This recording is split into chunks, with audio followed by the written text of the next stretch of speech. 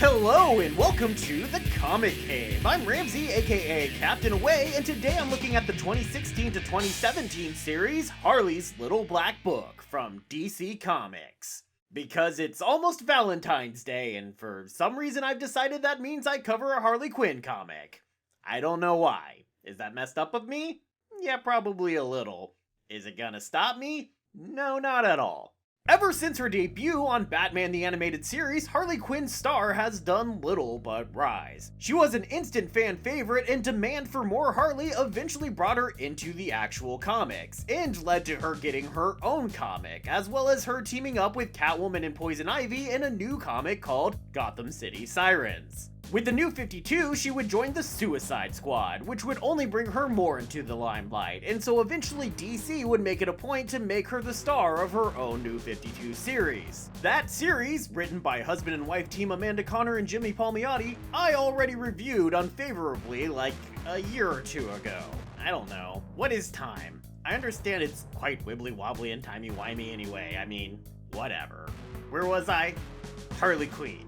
She sells comics like New York sells bagels. I think that's a sentence that makes sense. It at least sounds like a joke from the Harley Quinn comic. Anyway, despite my dislike of that comic overall, with the Margot Robbie set to play the character in a live-action Suicide Squad film, and with the series doing well in sales, it would get mucho spin-offs, like Harley's galactic romp with Power Girl. No, not that kind of romp, get your mind out of the gutter. Or the one focused on Harley's roving gang of Harlenites. Or this one. That's nothing but an excuse to have ridiculous superhero team-ups between the absolutely zany Harley of Conner and Palmiotti's run with other, more regular DC heroes. All of it happens inside of 6 double-sized issues all written by Conner and Palmiotti, with each issue featuring a different art team. But as the main Harley comic already made lots of jokes out of having guest artists, the rotating teams won't be anything jarring or unexpected here. If you've watched my New 52 Harley Quinn video or read any of that comic, then you basically have all the background you actually need to get into this one, so why waste any more time with me yapping? Let's just take this away.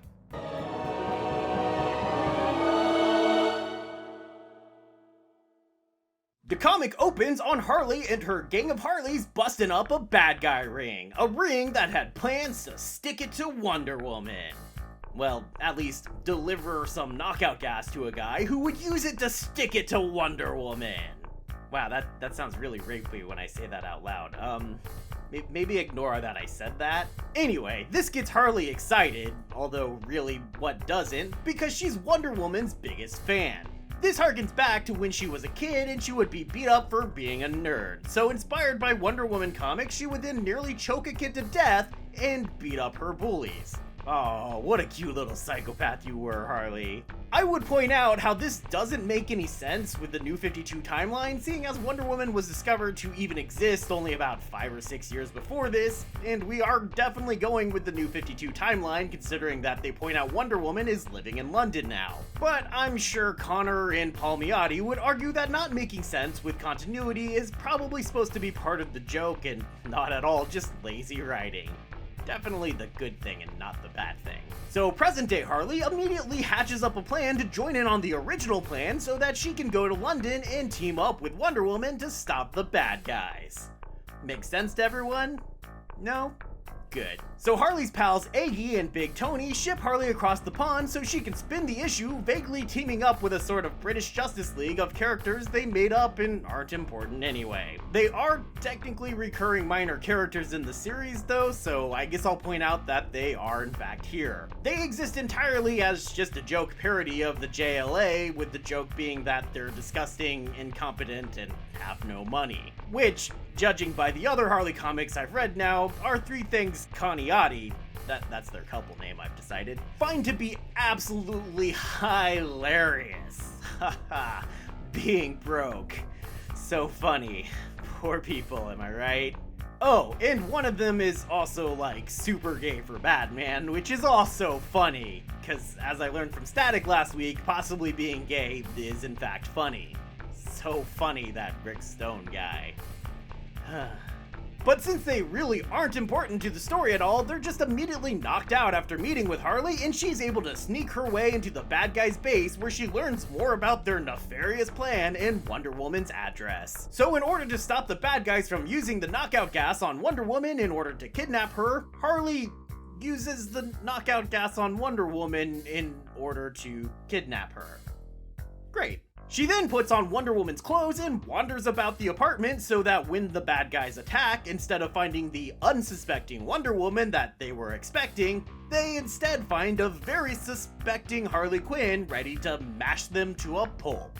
Suspecting is the opposite of unsuspecting, right? That's how that works, right? The sheer numbers raised by the bad guys overwhelms Harley, though, but luckily for her, the knockout gas didn't leave Diana down for as long as it was supposed to. So she wakes up, puts on Harley's outfit, and gives her the team up that she always wanted. With the two ladies working together, the bad guys don't stand a chance, and despite Wonder Woman being upset about being knocked out, the apartment of a friend that she was house sitting for being completely destroyed, and Harley stealing her clothes, she buys Harley's story about wanting to go straight and is willing to forgive her. Harley convinces Diana to go drinking with her and the other British superheroes, where Harley ties herself up in Wonder Woman's lasso of truth and says the others can ask her anything.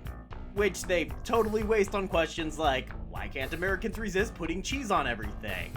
Cause it's fucking delicious. And if she's ever kissed Batman. Which yes she has. The next story opens on a couple dude bros camping out at Bryce Canyon National Park, which is a real place. I know because of trekking the national parks. Thanks, board games. And of course, an alien ship crashes here with a dying alien inside, who seem to be protecting a box that they don't want to open because it looks like, quote, the one that opens and then the pinhead dude comes out.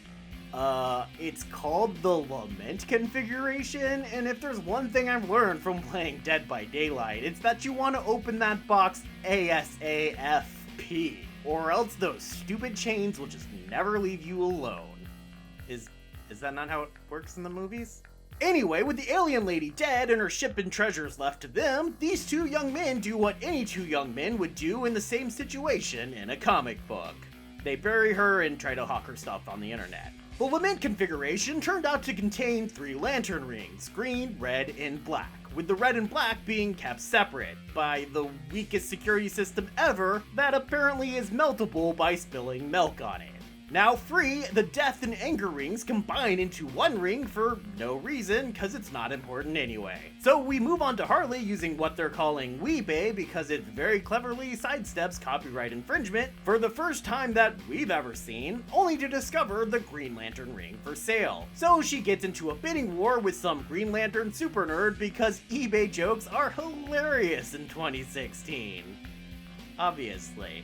She loses the bidding war, but buys the red and black ring as a consolation prize. When she puts it on, though, it makes her crazy and she flies about New York, causing chaos and destruction everywhere she goes. Though, I mean, it's New York, so I'm not sure how anyone would notice. Hal Jordan shows up because, oh right, this is a crossover story, and tries to stop her. Their battle, which includes giant energy construct arm wrestling, because of course it does, is interrupted by the appearance of another alien. But see, this alien is evil. And the first alien was trying to keep the rings from him, and now he wants to use Harley's ring to destroy the planet. Because evil. He tries to negotiate the ring away from Harley, but when she refuses, he simply knocks her out and takes the ring from her. So Harley and Hal team up to stop him, but he simply knocks Hal out just as easily and throws them off of his ship. Luckily, Harley's able to get Hal's ring off, immediately figures out how to use it, and destroys the alien ship with a giant green hammer and a Thanks Obama quip. I don't think you're using that right. I mean the Thanks Obama line, not the, you know what I mean. Like Wonder Woman, GL is willing to forgive Harley, seeing as she did technically save the day. And they part with Harley giving Hal a kiss and some sexual assault. Because I guess Kaniati, and yes I am gonna keep using that, realized that maybe at least some part of the comic should live up to that little black book title. The next story brings Zatanna Zatara to the Big Apple in the Isle of Conies, as she's apparently been hired to perform at the cabaret in Harley's building. But things get very spooky when some ghosts that have been haunting an abandoned amusement park next door are forced out by new development. Because progress is the worst, am I right, young people? right? The ghosts are hunted by another ghost, this one of an evil man named Jolly who had attempted to sacrifice them in order to summon a demon that he could control. But it didn't work out and Jolly was turned into a demon himself, and the demon he was trying to summon became his master. That demon cursed the three to stay on the grounds of the amusement park because if they didn't, then Jolly could hunt them and hurt them. When they died, their ghosts were stuck in the amusement park as well, but Jolly also died and became a ghost and continued to torture them if they ever tried to leave the carnival grounds. Harley's home is apparently part of those grounds, and so with the park being torn down, the three ghosts attempt to live at her place. But Harley and Zatanna can see the ghost and decide the undead don't make for the best roommates. So Z and H head into the spirit realm to see what they can do to free the ghastly trio from their curse. This leads them to then DC co-publisher Dan DiDio. Oh, I'm sorry, I mean Nad Oe did. That's obviously not just Dan DiDio and Zatanna's backwards magic speak, so they can make fun of their boss some more like they already did plenty in the main comic. Like when they literally threw shit at him. Hilarious. Oedid is the demon that cursed both Jolly and the three ghosts from the park, and since he claims to be Harley's biggest fan, he agrees to let them all go if Harley agrees to spend a month with him in his private realm. Zatanna warns Harley that this is a dangerous thing to agree to, but Miss Quinn isn't worried. And with good reason apparently, as it takes less than 24 hours for Nad to get so sick of Harley and her antics that he just kicks her out back to her home, promising to still keep up his end of the bargain to avoid having to deal with her again. The next story is actually Harley hanging out with Superman, but in order to make a joke about time travel, we start after that, which is also before that, talking about Superman's magic balls. Which, by that I mean literally little balls of magic that do things like allow you to teleport or travel through time or provide yellow sunlight in places where there isn't any. And yes, they will make a lot of jokes about his balls. Harley uses one of those balls to travel back in time, which also throws her into a different universe, I guess, because she ends up hanging out in World War II with DC's Bombshells. The Bombshells are planning an attack on a Nazi castle deep in Germany somewhere, and mistaking Harley for her counterpart, they send her, Big Barda, and Batwoman deep into enemy territory. But Bombshell Harley also shows up and runs into regular Harley, causing a Back to the Future style explosion when the two make contact, knocking them both out. While unconscious, Regs Harley has a dream about Joker as a sort of Hitler Dracula.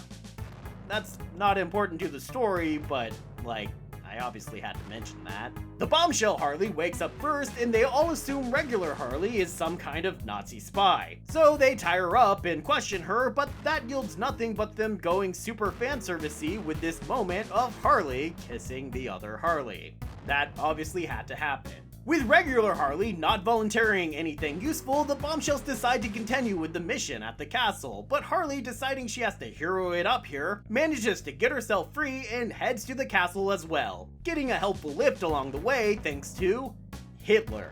Well, it's not like he wasn't going to show up, is it? Harley proceeds to pretty much yell at him to death until she distracts the driver of the car enough that they drive off of a cliff. Harley jumps out of the car before it goes over and grabs the gun of some German soldiers to make sure Hitler's good and dead, which she somehow still fails to do, as we'll soon see. But thinking she's successful, she decides to one-woman storm the castle, because why not? The Bombshells, all waiting outside for a signal to attack, think Harley's attack is that signal, so they jump in as well. And then, for no reason whatsoever, even more of the Bombshells like Wonder Woman, Stargirl, and Supergirl show up to join in the fight. During the battle, Harley finds Hitler still alive and goes to yell at him some more until he's had enough and just goes ahead and shoots himself in the head. I know the whole point of me being here is just to say things about things, but I have no things to say about this thing.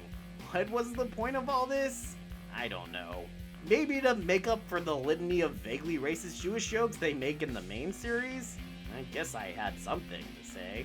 Before Harley can really enjoy the victory, the magic wears off and she's teleported back to the future so we can move on to our fifth adventure. This one sees a contrived contest for the fate of the Earth by the alien Scrub Empire. Their leader, named Ratsar here instead of Ratlar like in the original comic, demands Harley and Superman, after he intervenes, battle each other before battling their champion, and if they lose, the Earth is destroyed. So yeah, like I kinda just said, this issue is a direct copy of an old Superman issue where he fought Muhammad Ali in the exact same situation, with Harley taking the place of Muhammad Ali, which I'm sure isn't offensive at all. I mean, they say the issue is dedicated to the greatest, which I'm assuming is referring to Ali, so obviously that makes up for it, right? You're also probably better off tracking that issue down and reading it, but I guess let's cover this one anyway. They're given a day to prepare, and since Soups doesn't trust Harley, he insists that he and Harley go to train in a parabolic time chamber, but she immediately sucker punches him and knocks him out until their day is over.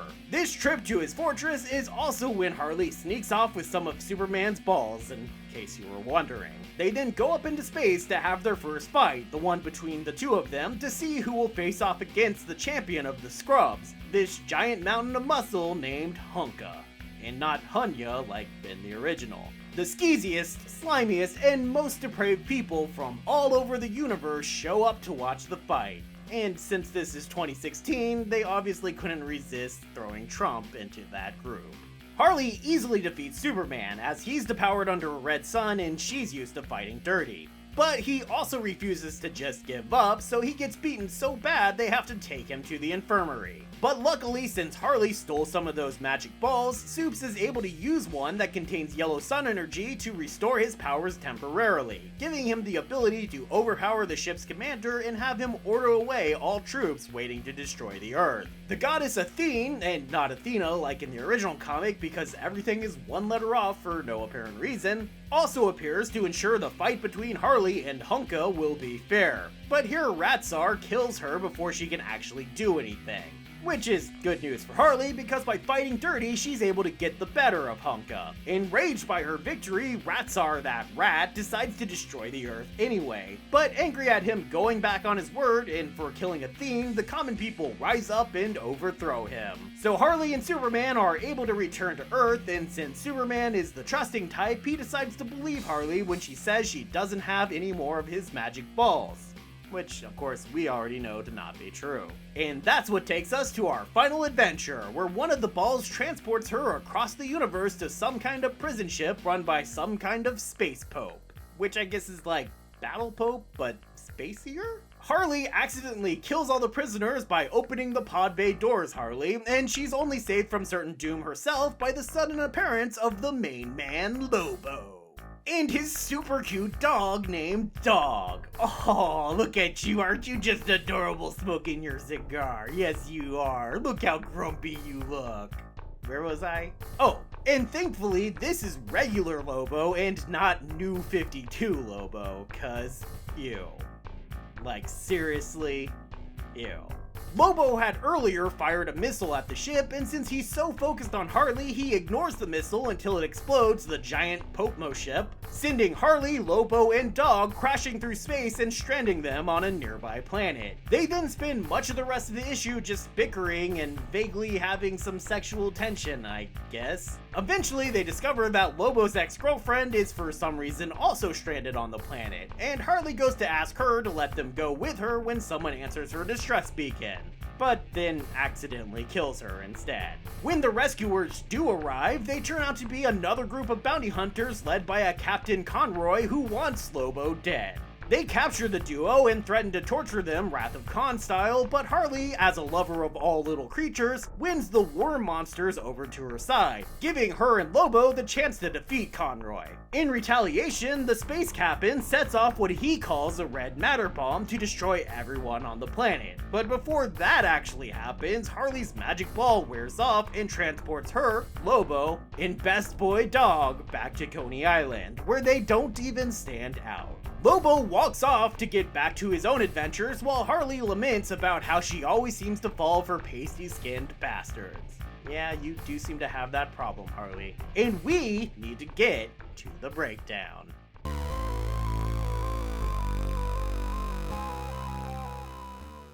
Well, this might be my shortest breakdown ever because I feel I pretty much already said everything I have to say, either during the review itself or in my review of the full New 52 Harley Quinn series. This series is just exactly more of that series in every way. Just tons and tons of incredibly spastic, lowbrow humor. And if that's your thing, then cool, definitely read this. If you are disappointed in that series, like I was, there is absolutely no reason to read this one. The superhero cameos don't really add anything to it, and a lot of my favorite elements from the main series, like Harley's relationship with Ivy, are completely missing here, so I don't honestly see the point. That all said, it's not actually bad, and it is a lot shorter than the main series, so I guess I won't be as mean as I was last time, and so instead I'll give this a series recommendation level of low. If you've read other New 52 Harley comics, you'll know exactly what you're getting, and if not, this might be slightly preferable to reading the entire main series? Maybe? The collected edition gets 1. Thanks, Obama, which is, like, fine, I guess? I don't know. I mean, it is 6 double-length issues, so it's a lot for a single collection. And there's a pretty nice bonus cover gallery in the back. So much like the comic itself, I don't love it, but I can't really hate it.